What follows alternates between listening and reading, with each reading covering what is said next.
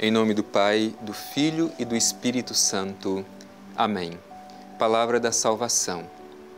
Temos mais uma vez a oportunidade de confrontar a nossa vida com a Palavra de Deus. A Palavra de Deus tem eficácia, ela age na vida de cada um de nós, mas exige que encontre disposição do coração, para que ela possa se tornar carne na nossa carne. Por isso, mais uma vez, meu irmão e minha irmã, nós somos convidados a permitir que o Espírito Santo ilumine a nossa mente, o nosso coração, para que saibamos acolher esta palavra e tiremos dela o ensinamento necessário para continuar a nossa vida de fé, sempre pautados pelos princípios do Evangelho. De coração e mente abertos, vamos acolher a palavra de Deus.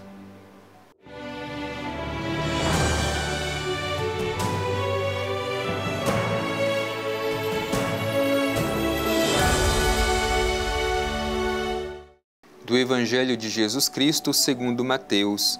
Glória a vós, Senhor. Após sua partida, eis que o anjo do Senhor manifestou-se em sonho a José e lhe disse: Levanta-te, toma o menino e sua mãe e foge para o Egito. Fica lá, até que eu te avise, porque Herodes procurará o menino para o matar. Ele se levantou, tomou o menino e sua mãe durante a noite e partiu para o Egito. Ali ficou até a morte de Herodes, para que se cumprisse o que dissera o Senhor por meio do profeta: Do Egito chamei o meu filho. Então Herodes, percebendo que fora enganado pelos magos, ficou enfurecido e mandou matar em Belém e em todo o seu território todos os meninos de 2 anos para baixo, conforme o tempo de que havia se certificado com os magos. Então cumpriu-se o que fora dito pelo profeta Jeremias. Ouviu-se uma voz em Ramá, choro e grande lamentação. Raquel chora seus filhos e não quer consolação, porque eles já não existem. Palavra da salvação. Glória a vós, Senhor. Meu irmão, minha irmã, esse trecho do Evangelho que nós terminamos de ouvir é continuação daquele trecho que narra a visita dos magos a Jesus. Como nós sabemos, os magos haviam recebido um mandato do rei Herodes, que ao retornar passasse e dissesse informações concretas de onde haviam encontrado o menino. É importante dizer que este menino, ele veio para ser o rei de Israel. É por isso que ele se torna uma ameaça para Herodes. Portanto, esse trecho que nós terminamos de escutar é continuação desta visita dos magos ao menino Jesus. E aí é interessante porque o início do Evangelho que nós ouvimos mostra que este Jesus, o nosso Salvador, o Messias, aquele que veio ao nosso encontro para nos redimir, ele vem e já inicia a sua vida como um fugitivo. Diz o Evangelho: após sua partida, eis que o anjo do Senhor manifestou-se em sonho a José e lhe disse: Levanta-te, toma o menino e sua mãe e foge para o Egito. É por isso que a gente vai compreender por que muitos naquele tempo tiveram dificuldades de acolher Jesus como sendo o Messias esperado. Esperavam o Messias que fosse forte, o Messias que fosse cercado de poder e de glórias. No entanto, este Messias, como a gente ouviu num trecho imediatamente anterior a este que nós escutamos, ele nasceu numa manjedoura, junto dos animais, porque não havia lugar para ele. E agora o Evangelho continua dizendo, além de nascer junto dos animais, porque não havia lugar para ele na hospedaria, ele é um fugitivo. Por isso, o Messias se apresenta com as características dos que eram marginalizados naquele tempo. Então a gente pode compreender a dificuldade que tiveram naquele tempo para crer que Jesus fosse o Messias esperado.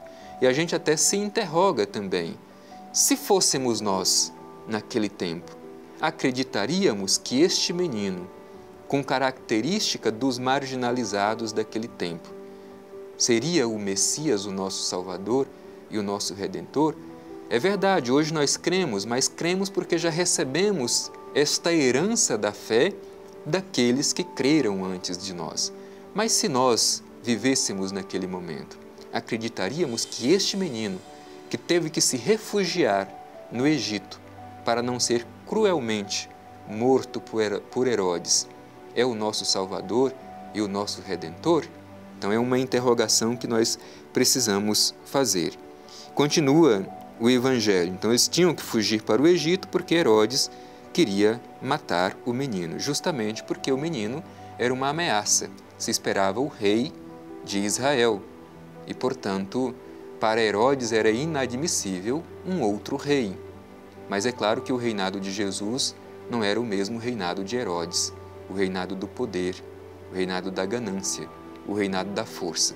O reinado de Jesus é o reinado do serviço. Por isso que ele mesmo diz, noutra passagem de outro evangelho, que o reino dele não é deste mundo.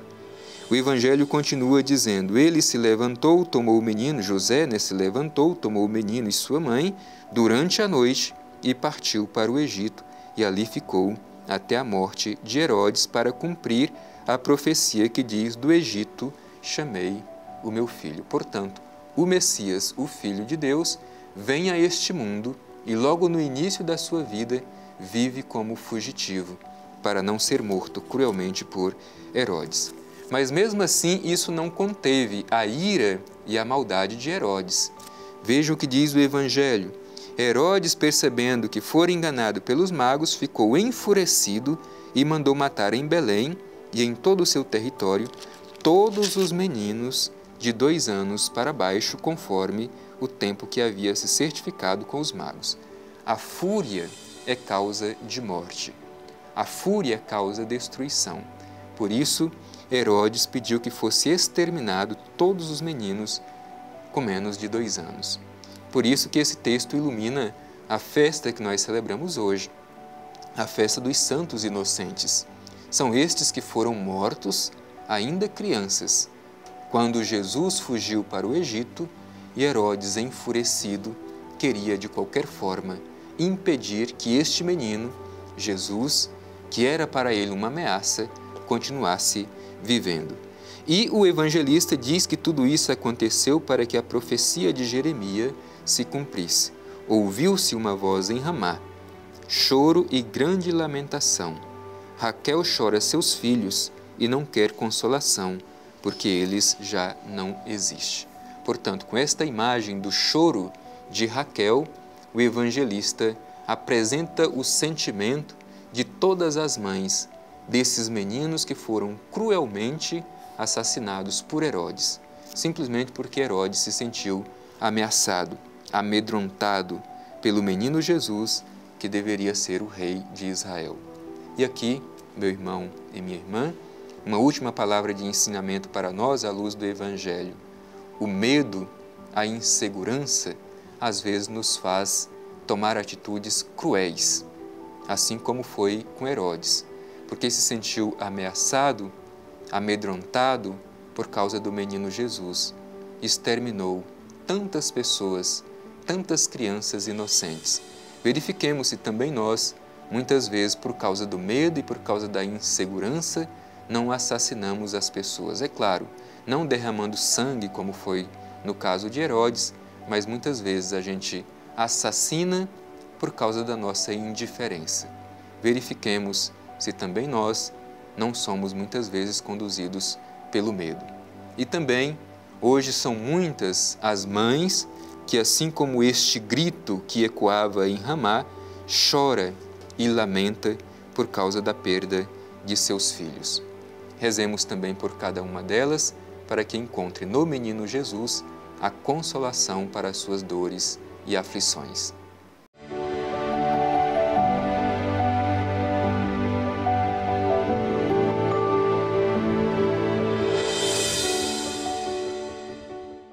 escutado esta palavra bonita, nós agora queremos dirigir o nosso coração, a nossa mente, o nosso olhar ao Divino Pai Eterno para fazer a nossa oração, agradecendo ao Senhor porque Ele nos deu o Salvador. E este Salvador veio ao nosso encontro da forma mais simples, despojada, como servidor, aquele que se identifica com os marginalizados, que nasceu numa manjedoura porque não havia lugar para ele nas hospedarias, que teve que fugir ainda como criança porque despertou a ira de Herodes. Por isso, dirijamos o nosso olhar ao Divino Pai Eterno e, cheios de confiança, façamos a nossa oração. Divino Pai Eterno, Deus de amor e bondade, nós te agradecemos por esta oportunidade de acolher a Tua Palavra que nos renova, que nos encoraja. Que este exemplo dos santos inocentes que derramaram o seu sangue e com o seu sangue regaram a nossa fé, tenhamos também a disposição de testemunhar Teu Filho Jesus no mundo. Que nada nos impeça de ter coragem para dar testemunho desta luz que resplandece em cada um de nós. Te pedimos isso por Teu Filho Jesus, na luz e força do Espírito Santo. Amém. O Senhor esteja convosco, Ele está no meio de nós. Abençoe-vos o Deus Todo-Poderoso, Pai, Filho e Espírito Santo. Amém.